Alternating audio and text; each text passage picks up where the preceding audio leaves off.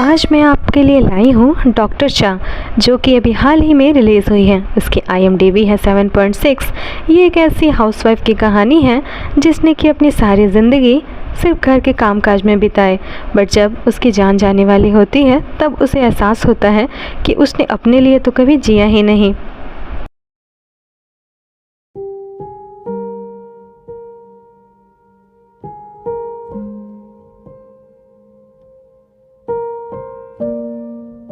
यहाँ तक कि शादी के बाद उसने अपने लिए एक नए कपड़े भी नहीं लिए थे।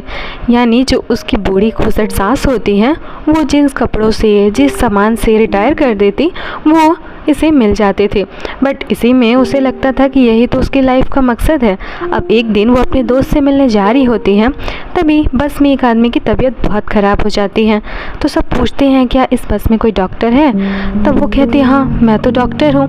और हमें पता चलता है कि इसने मेडिकल की पढ़ाई की है और इसने एग्ज़ाम पास भी कर लिया था, बट जब वो जुंगमिन यानी कि अपने पहले बच्चे के साथ प्रेग्नेंट हुई तो उसने अपनी करियर को छोड़ करके बच्चे को जन्म देना और उसे पालना ज़्यादा इम्पोर्टेंट समझा। अब यहाँ पर एक डॉक्टर से उसकी मुलाकात होती है जिसका नाम होता है रॉय। वो कहता है कि तुम अगर डॉक्टर नहीं हो तो तुमने क्यों कहा कि डॉक्टर मैं हूँ। तब वो उसे अपनी कहानी बताती है जिससे रॉय काफ़ी ज़्यादा इम्प्रेस हो जाता है। एक दिन अचानक से जुंगसी की तबीयत बहुत ज़्यादा ख़राब हो जाती है। उसका चेकअप करने के बाद पता चलता है कि उसके लीवर ख़राब हो चुका है, यानी कि वो सर्वाइव भी नहीं कर पाएगी। अब यहाँ पर उसका बेटा भी उसी हॉस्पिटल में इंटर्नशिप कर रहा होता है। इधर जुंगसू की माँ उसकी ऐसी हालत देख करके बहुत परेशान हो जाती है कि उसे अपना लीवर कौन डोनेट करेगा। अब इस उधेड़-बुन में जुंगसू सोच ही रही होती है, तभी उसके हस्बैंड के लीवर के सैंपल्स उससे मैच कर जाते हैं और वो ग्रेटफुल होने लगती है कि मेरे हस्बैंड ही आखिर मेरी जान बचा रहे हैं, इसीलिए मैं अब और भी ज़्यादा बेहतर हाउसवाइफ और एक माँ बनने की कोशिश करूँगी। बट ऐन मौके पर उसका हस्बैंड इन्हो उसे धोखा दे देता है और उसकी माँ भी बीच में आकर के अपने बेटे को रोक लेती है कि तुम लीवर नहीं दोगे, अब तुम्हें अपने बच्चे को संभालने के लिए किसी को तो ठीक रहना पड़ेगा। बट तभी एक मिरेकल होता है और ICU में एक पेशेंट की डेथ हो जाती है। उसके लीवर की वजह से जुंगसू की जान बच पाती है। अब जैसे ही उसे होश आता है वो अपने पति को कहती है कि कितने कमीने हो तुम। इस पर उसका पति चौंक जाता है। जुंगसू ने जब मौत को इतनी पास से देखा तब उसे एहसास होता है कि उसके परिवार कहने को तो है पर समय पर कोई काम नहीं आता। जब वो हॉस्पिटल से डिस्चार्ज होकर घर आती है तब भी उनके ज़िंदगी में कोई ख़ास बदलाव नहीं होता कि जुंगसू की इतनी बड़ी मौत होने से वापसी हुई है। अब यहाँ पर जुंगसू को अपने खालीपन का एहसास होता है। वो अपने दोस्त से मिलने के लिए जाती है जहाँ पर वो बताती है। तो इसी वजह से जुंगसू अब अपनी लाइफ को चेंज करने का पूरा फैसला करती है। ना तो वो घर के कोई काम करती हैं बल्कि दिन भर घूमते रहती हैं। अब उसके इस चेंज बिहेवियर को देख करके उसकी सास थोड़ी सी दंग रह जाती है और वो उसे पोटने की कोशिश करती है कि तुम मेरा महंगा पर्स रख लो। तो इसी वजह से जुंगसू अब अपनी लाइफ को चेंज करने का पूरा फैसला करती है। ना तो वो घर के कोई काम करती हैं बल्कि दिन भर घूमते रहती हैं।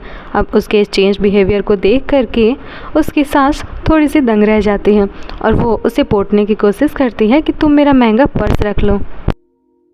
बट जब उसे पता चलता है कि जुंगसू ने ऑलरेडी दिया है तो उसके होश ही उड़ जाते हैं।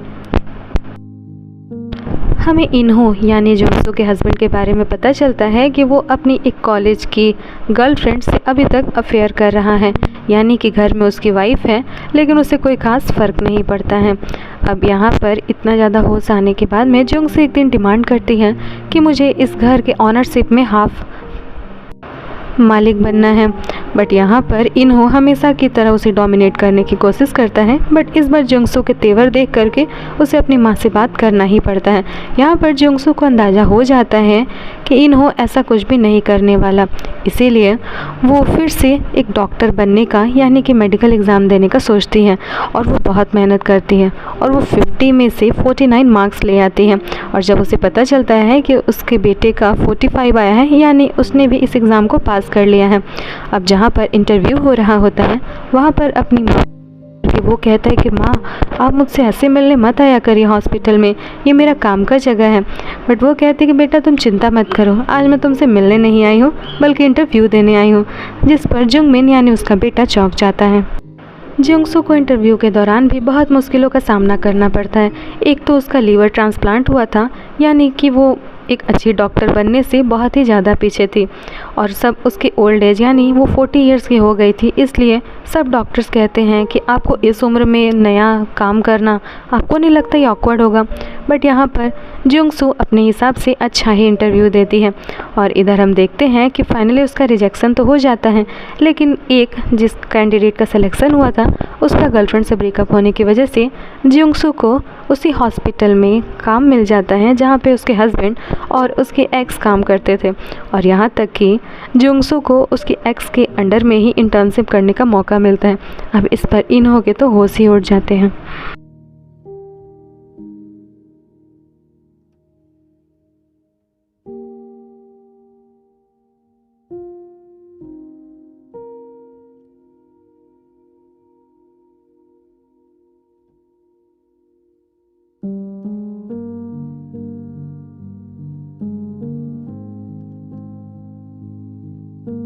स्योंग ही इन्हों से लड़ाई करने के लिए आतुर हो जाती है और वो उसे बहुत खरी खटी सुनाती है, जिस पर वो कहता है कि मुझे पता ही नहीं चला कि उसने कब तैयारी कर लिया और यहाँ तक कि 49 मार्क्स ले आए। तब वो कहती है कि जब ये सब वो कर रही थी तो क्या तुम्हारी नज़र नहीं थी उस पर? तो उसने कहा कि मुझे सच में कुछ भी पता नहीं चला। अब इस पर स्योंग ही उससे गुस्सा होकर के वहाँ से चली जाती है। जियोंगसू के लिए सब कुछ इतना आसान नहीं होता है। एक तो उसका एज का प्रॉब्लम, दूसरा इस उम्र में उसे याद करने में बहुत तकलीफ़ होती है। इसीलिए वो अपने बेटे जियोंगमिन, जो कि पहले से ही वहाँ पर इंटर्नशिप कर रहा था, उसे बार बार परेशान करने लगती है, जिस पर उसका बेटा भी गुस्सा हो जाता है और कहता है कि माँ, तुमने अपने दम पर ये निकाला है ना, अगर तुम इस तरह से मुझे अपने काम में परेशान करोगी तो मैं तो एक डॉक्टर नहीं बन पाऊँगा ना, तो मुझे ऐसा क्यों कर रही हो। इस पर जियोंगसू को बहुत बुरा लगता है और वो वहाँ से चली जाती है। बट तभी उसका बेटा यूट्यूब के उसके कुछ लिंक भेजता है और कहता है कि तुम ये सब को देख करके कुछ प्रोसीजर जान सकती हो। तब जियोंगसू कहती है कि ये सब क्या तुम मुझे पहले नहीं भेज सकते थे, और वो यूट्यूब पर वही सब वीडियोस देख के कुछ सीखने लगती हैं। हॉस्पिटल की एक पार्टी के दौरान जब सीनियर डॉक्टर जियोंगसू से पूछते हैं कि तुम्हारे हस्बैंड क्या करते हैं, तब वो ये कह देती है कि वो मर चुके हैं। उस पर इन्हों के तो होश ही उड़ जाते हैं और रॉय को हंसी आ जाती है। अब हम देखते हैं कि इन्हों को जेलसी फील कराने के लिए जियोंगसू जानबूझ करके रॉय की बाइक पर उससे लिफ्ट लेने के लिए बैठ जाती है, जिससे इन्हों को यकीन नहीं होता है कि क्या ये वही लेडी है जिसने 20 साल मेरे घर में एक हाउसवाइफ की तरह बिताया है। इधर जब ड्राई क्लीनिंग करने के लिए जियोंगसू कुछ कपड़े डाल रही होती है तो उसे इन्हों के पॉकेट में एक महंगे डायमंड ब्रेसलेट का बिल मिलता है। अब उस पर उससे बहुत बुरा लगता है और वो उससे पूछने के लिए आती है, बट वो ये कह देता है कि ये मैंने तुम्हारे बर्थडे के सरप्राइज़ के लिए लिया था।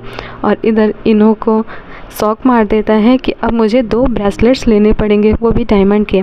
यहाँ पर बात ये है कि उसने अपनी गर्लफ्रेंड स्योंग ही को एक ब्रेसलेट दिलाया था, बट वो उसका बिल फाड़ना भूल गया था। अब इसीलिए वो शौक में चला जाता है और उसे इंस्टॉलमेंट में वही डायमंड ब्रेसलेट देना पड़ता है। जियोंगसू स्योंग से माफ़ी मांगने जाती है। वो कहती है कि मैंने तुमसे कभी ढंग से माफ़ी नहीं मांगी। अब हमें यहाँ पर पास पता चलता है कि स्योंग ही और इन्हों गर्लफ्रेंड बॉयफ्रेंड थे और सबको लगता था कि वो लोग एक दूसरे से शादी करेंगे। बट जब स्योंग ही अब्रॉड जाती है पढ़ने के लिए, तब इन दोनों के बीच में कुछ ऐसा हो जाता है कि जियोंगमिन जियोंगसू को पेट में आ जाता है। इसीलिए वो उससे ब्रेकअप करके जियोंगसू से शादी कर लेता है। बट यहाँ पर स्योंग ही उसे अब उसकी लिमिट समझाती है और कहती है कि भले ही मैंने तुम्हें माफ़ कर दिया या फिर मैं पुरानी बातें नहीं दोहराती, बट इसका मतलब ये नहीं है कि तुम अब मुझसे कैजुअली बात कर सकती हो, और जितना तुम मुझे अवॉइड करो उतना ही बेहतर होगा। इन्हों कभी भी स्योंग ही को क्लैरिफिकेशन नहीं देता था कि कब वो अपनी वाइफ को छोड़ करके उसके पास पूरी तरह से आएगा, बल्कि उसे उलझाए रखता था और वो फॉल्स होप में उसके साथ लगी हुई थी। बट उसे कभी समझ में ही नहीं आता कि वो आखिर करे तो क्या करे। इधर जियोंगसू से एक गलती हो जाती है, यानी कि एक मर्डरर को चेकअप करने के लिए ले जाती है, बट स्योंग ही के प्लान्स की वजह से वो लेडी भाग जाती है। अब इस वजह से उस पर बहुत सारे एलिगेशंस लगते हैं और हम देखते हैं कि जियोंगमिन जिस डॉक्टर के अंडर में ट्रेनिंग कर रहा था वो बहुत ज़्यादा रूड थी और वो उससे बहुत ज़्यादा बदतमीज़ी करती थी, यहाँ के सबके सामने उसको ह्यूमिलिएट भी करते थे। इस पर जियोंगसू को ये चीज़ बिल्कुल अच्छी नहीं लगती थी। अब थी तो वो आखिर माँ ही, बट हमें पता चलता है कि ये सिर्फ दिखावे के लिए हैं। असल में ये लोग दोनों एक दूसरे को डेट कर रहे हैं। अब जैसे ही जिंगसू अपने बेटे के लिए गिम्बैप बना के लाती है, वो डॉक्टर खा जाती है। अब इस वजह से मन ही मन में जिंगसू से गाली देने लगती है कि एक तो मेरे बेटे को इतना डांटती भी है, ऊपर से मेरा गिम्बैप भी खा लिया। जिंगसू को चाह कर भी अपने हस्बैंड पर शक नहीं होता और वो फिर से अपने डेली रूटीन यानी कि फिर से डॉक्टर बनने की मेहनत करने लगती है। उसे क्विट करने को बोला जाता है, बट लकीली जिंगसू का बिहेवियर ऐसा होता है कि उसने एक वीआईपी पेशेंट को ट्रीट करने में बहुत मदद की थी, यानी कि साइकोलॉजिकली वो बहुत ज़्यादा वीक हो गया था, बट उसकी बातों की वजह से वो सर्जरी के लिए रेडी हो गया और इसीलिए वो 10 बिलियन हॉस्पिटल को डोनेट करता है और कहता है कि मैं ये चेक करते रहूँगा कि जिंगसू यहाँ पर ठीक से काम कर रही है कि नहीं।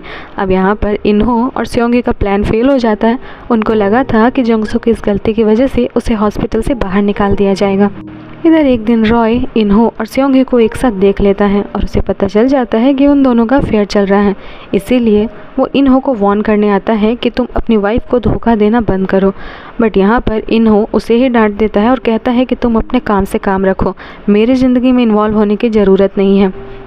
और यहाँ पर इन्हो को अब लगता है कि अगर जिंगसू यहाँ पे रही तो जल्द ही ये अफेयर की बात सब तक पता चल जाएगी और उसका घर बर्बाद हो जाएगा और यहाँ तक कि स्योंगी भी उसकी ज़िंदगी से चली जाएगी। इसीलिए वो जिंगसू को परेशान करने के लिए उससे बहुत ज़्यादा डिफ़िकल्ट क्वेश्चन पूछता है और ये कह देता है कि तुम्हें मेरे साथ ट्रेनिंग करने की कोई ज़रूरत नहीं है, और वो हर जगह से उसको निकाल देता है और कहता है कि जाओ पहले पढ़ाई करके आओ। हमें पता चलता है कि जिंगसू के प्रेग्नेंट होने के बाद भी इन्होंने स्योंगी से रिश्ता रखा और योनहो उसकी बेटी बनी, यानी कि वो एक इलेजिटिमेट चाइल्ड है।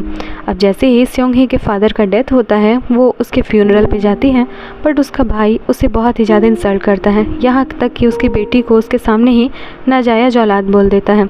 अब ये सब बात सुन करके उसकी बेटी को बहुत ख़राब लगता है, तो वो उसे मनाने आती है, बट उसकी बेटी कहती है कि आपको क्या ज़रूरत थी एक शादीशुदा आदमी से रिश्ता रखने की और मुझे लाने की। अगर आपको रिश्ता रखना ही था तो एटलीस्ट मुझे नहीं लाते। इस पर स्योंगी भी काफ़ी हर्ट होती है।